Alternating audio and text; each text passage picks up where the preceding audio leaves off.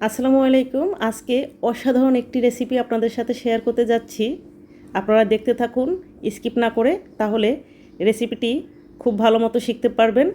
আমি একটি পাত্রে নিয়ে নিলাম 2 কাপ তরল দুধ এবং সেই সাথে দিয়ে দিলাম হাফ কাপ চিনি আর 1.5 টেবিল চামচ কর্নফ্লাওয়ার। চিনিটা অবশ্যই আপনারা কিন্তু আপনাদের স্বাদ অনুযায়ী কম বেশি ব্যবহার করবেন। এখন একটি হুইস্কের সাহায্যে খুব ভালোভাবে নেড়ে মিশিয়ে নিলাম। পাত্রটি এই পর্যায়ে চুলায় দিয়ে অনবরত নেড়ে নিচ্ছি। চুলার তাপ কিন্তু মিডিয়ামে দিয়েছি।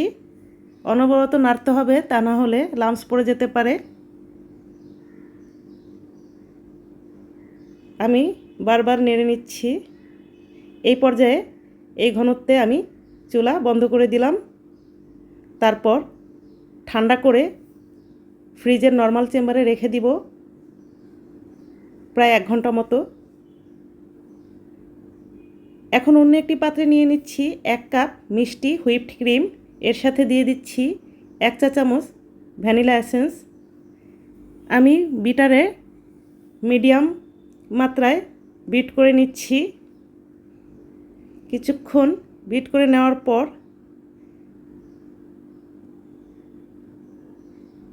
স্প্যাচুলার সাহায্যে চারিদিক থেকে একটু গুছিয়ে নিয়ে আবারও বিট করে নিব। বিটের মাত্রা থাকবে মিডিয়াম। চিনি ছাড়া হুইপ ক্রিম ব্যবহার করলে অবশ্যই স্বাদ অনুযায়ী পাউডার সুগার মিশিয়ে নেবেন। এখন আবারও বিট করে নিচ্ছি।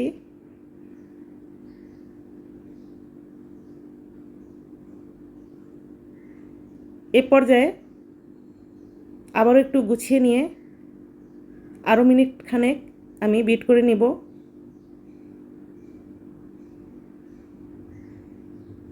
বিট করা হয়ে গেছে।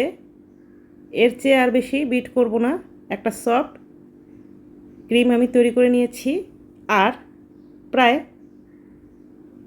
1 ঘন্টা পর ফ্রিজ থেকে দুধ এবং কর্নফ্লাওয়ারের মিশ্রণটি বের করে নিয়েছি। এখন এই ক্রিমের সাথে এই মিশ্রণটি একত্রে মিশিয়ে বিট করে নিব। তার আগে স্প্যাচুলার সাহায্যে একটু মিশিয়ে নিলাম। এখন বিটারের মিডিয়াম মাত্রায় বিট করে নিব। আমি একটা সফট ক্রিম তৈরি করব।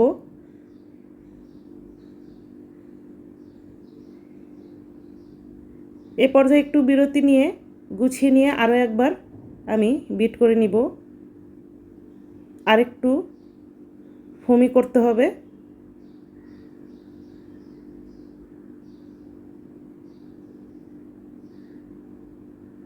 আবারও 2-3 মিনিট আমি বিট করে নিলাম। দেখতে পাচ্ছেন ডিয়ার ভিউয়ার্স, এই ধরনের সফট একটি ক্রিম আমি তৈরি করে নিয়েছি। এখন 1 লিটার সমপরিমাণের একটি পাত্রে আমি ক্রিমটা তুলে নিচ্ছি। আপনারা যে কোনো ধরনের পাত্র ব্যবহার করতে পারেন, প্লাস্টিকের পাত্র ব্যবহার করতে পারেন, কোনো সমস্যা নেই।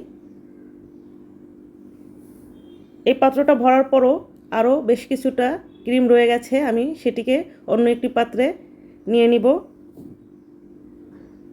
এখন স্প্যাচুলার সাহায্যে উপরে একটু সমান করে নিচ্ছি। হালকা একটু ট্যাপ করে নিয়ে আমি প্লাস্টিক র্যাপ দিয়ে মুড়িয়ে নিব। এর ফলে উপরে বরফ জমবে না।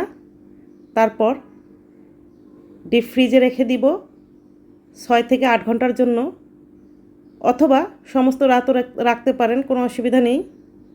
এখন ঢাকনা দিয়ে ঢেকে আমি ডিপ ফ্রিজে রেখে দিব। প্রায় 8 ঘন্টা পর আমি বের করে নিয়েছি।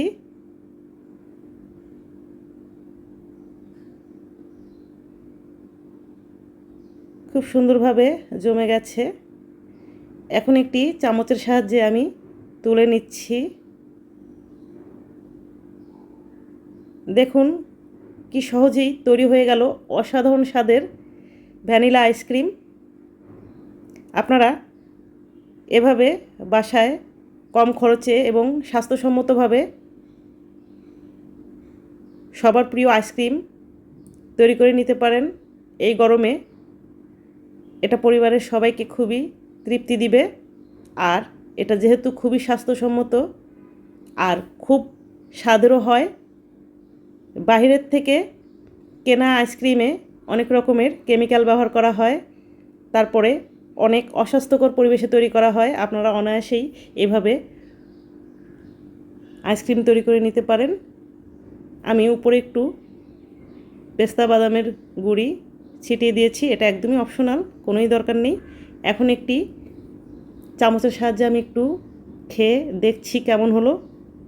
অসাধারণ স্বাদের হয়েছে। আপনারা অবশ্যই বাসায় তৈরি করবেন। সবাই ভালো থাকবেন। আজকে বিদায় নিচ্ছি। আল্লাহ হাফেজ।